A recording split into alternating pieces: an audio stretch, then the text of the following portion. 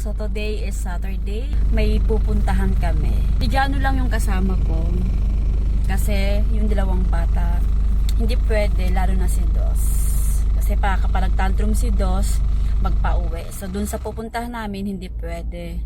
Then iniwan na rin namin si ate kasi para siya yung tumingtingin, tumulong kay nanay sa pag-alaga kay Dos. Kaya yung kaming dalawa lang. Importante kasi yung lakad namin ngayon, kaya hindi pwedeng ipagpaliban. Update lang namin kayo kung saan yun. Nag-stop over muna kami dito sa McDo para bumili ng breakfast. Hindi pa kasi kami kumain. Total, alas 9 pa naman yung alis namin. Kasama yung mga bilas ko tsaka yung bayaw.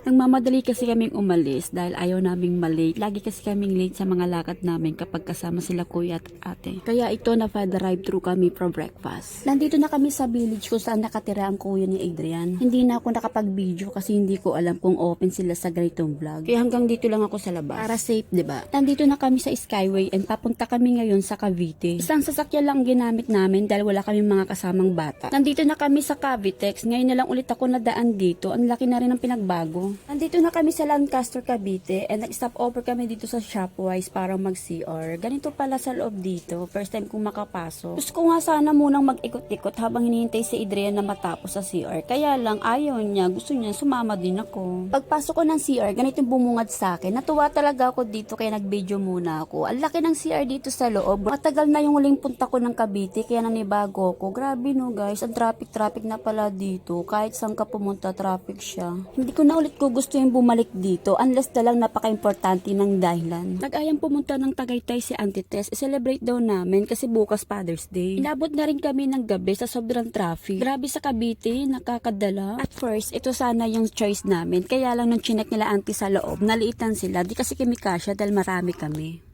Dapat lang kami ng branch sa JT's. Kasi yung uno nilang branch is puno.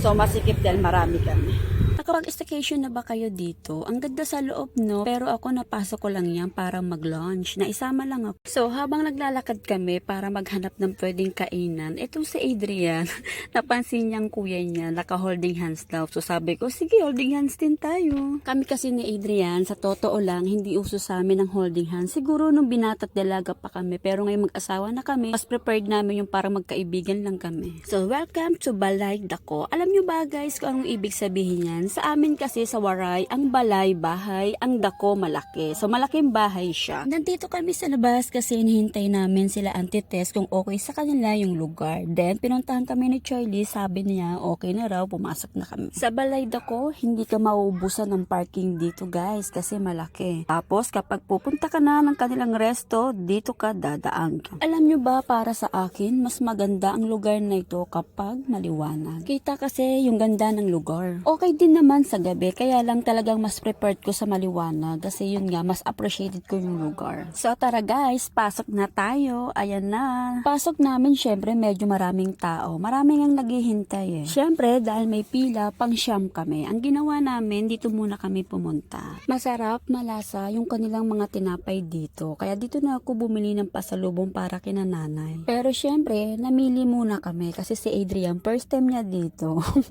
Kapag pumupunta kasi kami ng Tagaytay, tapos dito namin gustong kumain, laging puno. So, ito yung mga napili ko na pasalubong para kina nanay. Tinapay talaga siya. Yan lang muna guys. See you sa part 2.